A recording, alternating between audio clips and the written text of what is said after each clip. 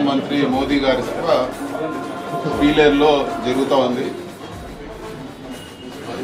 నెల్లూరులో మా ముఖ్యమంత్రి గారు చెప్పినట్లు 4% రిజర్వేషన్ మేము తీనివ్వము, 4% రిజర్వేషన్ మేము కొనసాగిస్తాము ఎన్డీఏ ప్రభుత్వము అని చెప్పి మీరు ఈ సభలో మీరు చెప్పగలుగుతారా?